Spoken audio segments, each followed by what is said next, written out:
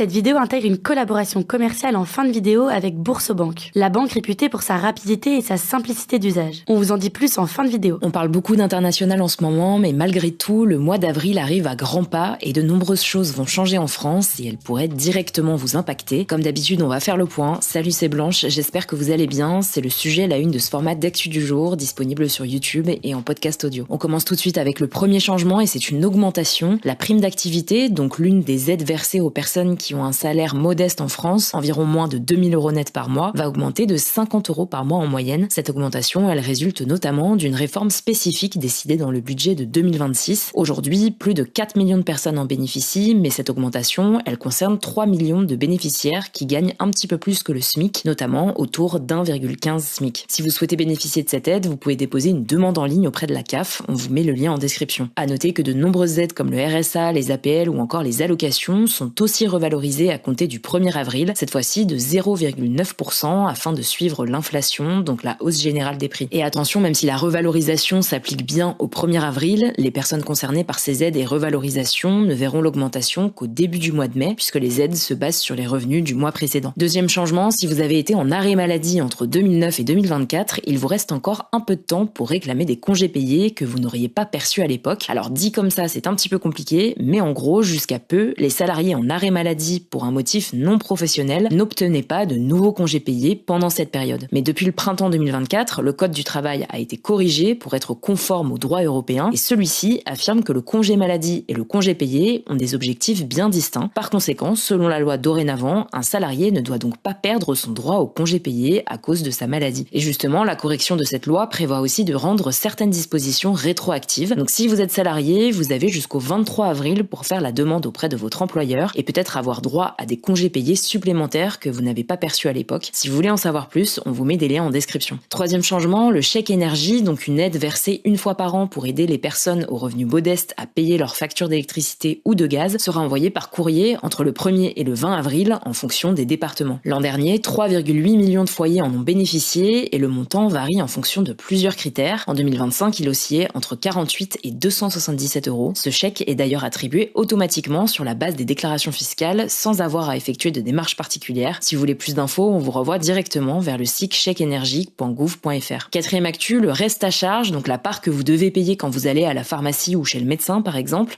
va augmenter pour certains soins qui coûtent plus de 120 €. À partir du 1er avril, le reste à charge passe donc de 24 à 32 €, soit 8 € de plus. Cette mesure, elle intervient dans un contexte plus global, on vous en avait déjà parlé. Le mois dernier avait aussi été marqué par l'augmentation de plusieurs frais d'hospitalisation. L'objectif du gouvernement est notamment de baisser les remboursements de la sécurité sociale, mais de nombreuses associations déplorent un transfert progressif des dépenses de santé vers les patients et craignent qu'à terme, ça les éloigne des soins. Cinquième changement, le prix moyen du gaz recule légèrement en avril avec une baisse moyenne d'environ 1% par rapport au mois de mars. Le prix repère du gaz est fixé tous les mois par la Commission de régulation de l'énergie. C'est une valeur indicative qui représente le coût moyen estimé. Il n'est pas directement payé par tous les consommateurs, mais il sert de référence. Et évidemment, cette baisse du prix du gaz peut paraître étonnante au vu de l'actualité internationale et de la guerre au Moyen-Orient qui a fait bondir de plus de 50% le prix du gaz. Mais le prix repère d'avril a en fait été calculé à partir de données datant d'avant la flambée des prix liés à la guerre. Selon le ministre de l'économie Roland Lescure, je cite, l'impact de la crise pourrait être ressenti sur les factures énergétiques à partir du 1er mai, sans compter le prix de l'essence qui a déjà largement augmenté. On suivra ça. Sixième changement qui est surtout une information, mais à partir du 9 avril, vous pourrez commencer à déclarer vos revenus de 2025 sur le site impôts.gouv.fr. En fonction de votre département, vous aurez jusqu'à fin mai, début juin pour le faire et il faudra attendre l'été pour recevoir votre avis d'imposition. Septième changement, on en avait déjà parlé, comme chaque année, la trêve hivernale qui a débuté le 1er novembre a pris fin le 31 mars. Cette période empêche les propriétaires d'expulser leurs locataires pour protéger les personnes les plus vulnérables l'hiver. À partir du 1er avril, les expulsions locatives seront donc de nouveau légales. Et dernier changement pour les lycéens et étudiants, vous n'avez plus beaucoup de temps jusqu'au 1er avril pour compléter votre dossier et confirmer vos vœux. À noter que les formations en apprentissage peuvent toujours être validées après le 1er avril, mais en tout cas, n'oubliez pas de le faire et bon courage. Je vous laisse avec Arnissa pour le reste de l'actualité importante du jour. Merci Blanche et bonjour à tous. On commence avec cette première actu au Moyen-Orient. Un nouveau groupe armé est entré en guerre. Il s'agit des rebelles Houthis du Yémen qui ont revendiqué ce samedi leur première attaque directe contre Israël depuis le 28 février. Ces rebelles font partie partie de ce que l'Iran appelle l'axe de la résistance aux côtés d'autres groupes islamistes alliés de l'Iran, à savoir le Hezbollah au Liban et le Hamas à Gaza. Le porte-parole des Houthis, Yahya Sarri, a déclaré avoir visé au missile des sites militaires en Israël dans une déclaration vidéo publiée sur X. Il a aussi menacé, je cite, d'une intervention militaire directe en cas de nouvelle alliance avec les États-Unis et Israël contre l'Iran. L'armée israélienne, de son côté, a confirmé avoir détecté un tir de missile depuis le Yémen et a activé ses systèmes de défense anti-aérienne pour l'intercepter. Les Houthis contrôlent une grande partie du Yémen et avaient déjà mené de nombreuses attaques entre 2023 et 2025, notamment contre des navires en mer Rouge, perturbant fortement le commerce mondial. Et leur position, elle est stratégique. Ils sont situés près du détroit de Bab el-Mandeb, un passage clé qui relie l'Asie, la mer Rouge et le canal de Suez, par lequel transite une part importante du commerce mondial. Plus largement, les tensions s'étendent dans la région. Ces derniers jours, des attaques ont aussi touché plusieurs pays du Golfe, comme les Émirats arabes unis, le Koweït ou encore Oman. Le bilan humain continue de s'alourdir depuis le début du conflit. En Iran, les bombardements des États-Unis et Israël ont tué au moins 1937 personnes et fait 24 800 blessés selon les autorités iraniennes. Au Liban, 1142 ont été tués et plus de 3300 blessés selon les chiffres du ministère de la Santé rapportés par l'AFP. En Israël, 17 personnes ont été tuées et plus de 400 autres ont été blessées. On continuera de vous tenir informés de l'évolution de la situation dans les prochains jours. Deuxième actu, en France, le gouvernement a annoncé ce vendredi un plan d'aide ciblé d'un montant de 70 millions d'euros pour certains secteurs particulièrement touchés par la hausse des prix du carburant. Alors les aides concernent surtout les transporteurs, les agriculteurs et les pêcheurs. Dans le détail, les transporteurs routiers bénéficieront de la plus grosse aide avec environ 50 millions d'euros, soit l'équivalent d'environ 20 centimes par litre pour les entreprises en difficulté. Les agriculteurs, eux, bénéficieront d'une exonération de taxes sur le gazole non routier, soit une baisse d'environ 4 centimes par litre. Enfin, les pêcheurs recevront une aide d'environ 5 millions d'euros sous forme de remboursement sur leur carburant. Mais ces mesures sont déjà jugées insuffisantes par plusieurs professionnels. Le président du comité régional des pêches de Normandie a dénoncé sur France Info, je cite, une aumône estimant que les 20 centimes par litre ne suffisent pas face à un carburant dont le prix a quasiment doublé. Même critique du côté des transporteurs, la Fédération nationale des transports routiers parle de mesures, je cite, pas à la hauteur face à l'urgence de la situation. À noter que ce plan est limité pour l'instant au mois d'avril et ne concerne pas les particuliers, donc pas les automobilistes. Troisième actu, de nouveaux éléments ont été révélés dans l'affaire de la mort de Quentin Derenque, le militant nationaliste violemment frappé et mort des suites de ses blessures à Lyon en février, après une rixe entre militants d'ultra-gauche et d'ultra-droite. Selon des informations révélées par des journalistes de BFM TV, des policiers du renseignement territorial, donc des agents chargés de surveiller et d'anticiper d'éventuelles tensions, étaient présents sur place avant les faits car ils redoutaient des affrontements entre ces groupes.